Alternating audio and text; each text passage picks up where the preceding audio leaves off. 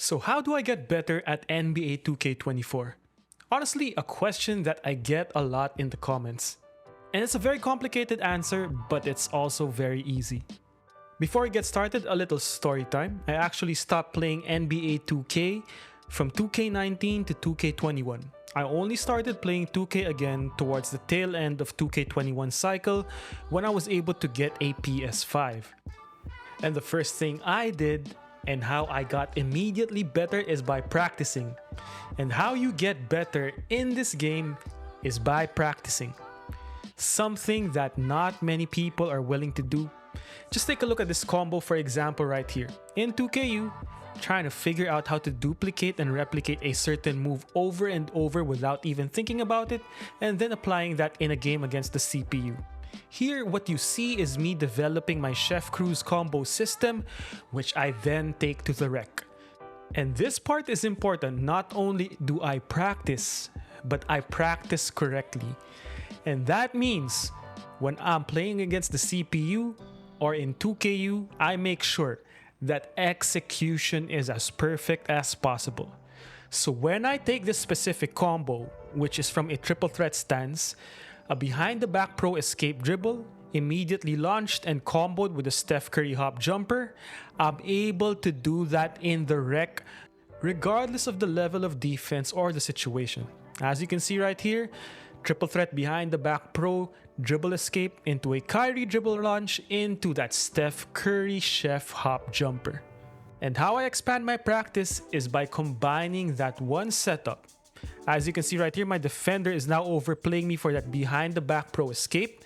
I now know, because of practice, what my combos are, what my setups are, and how to get to my spots. That is practicing perfectly and practicing correctly.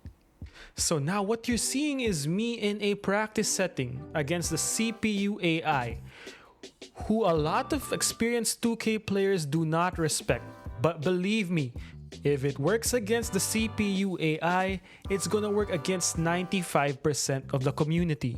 And what you're seeing here is my willingness to practice correctly, and practice that in an in-game situation leads me to execute some very different moves than what most of the community is able to execute. So what you will see from here until the end of the video is a system of combos that I've developed, whether it's using my 6'4" and I have the animations that I want to be the unstoppable chef, or the 6'6" later on in the second half of this video where I simplified my bag to the bare essentials to be as unstoppable as possible. So if you want to get better, step one is always practicing the go-to moves in your bag. My philosophy, at least in my career or in my player, is to make a build that fits my playstyle. Find two basic moves that I can go to at any point. Whether that's the chef combo, a triple threat system, or a simple dribble pull-up. From there, create an offensive arsenal around getting to your spots and your go-to move. Once you've established your go-to move, your defenders will panic and try to take certain things or aspects of your game away from you. As you can see here, my defender is taking away the left side of the floor. I've developed certain counters and certain moves to get me to attack the right side, force him to close out that way, and then counter another way. This is all done because of practice, because of reps, and as always, because I'm able to creatively think how to beat my defender, combining reads, and making sure, as you can see, man, this scoring system is based on simple reads. You overplay me to my right, I'm gonna attack left and get to my jumper. And with that said, I'd like to end with this clip from Bernard King on how to build a scoring system of your own. But my responsibility on the Knicks roster was to score points. That was my job. And I had a system for scoring. And I was not creative like Spree or even Earl. And so I had an analytical approach to the game. I had 9 spots on the left, 9 spots on the right, 4 spots from the front of the rim to the top of the key, constituting 22 spots. And that's where I wanted to get my shots every single night.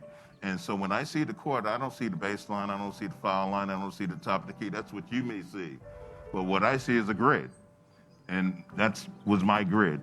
And that's my game was built within that grid pattern. And that's how I scored my points. It's based on those 9 spots on each side of the floor, and there's 4 spots there. And then there's only 5 ways you can be defended. If you're on the left wing, only 5. Send me right, send me left, play me tight, give me the jump shot, or overplay me. That's the only 5 ways you can defend me. And so I have 5 counters to the 5 different ways you're going to defend me.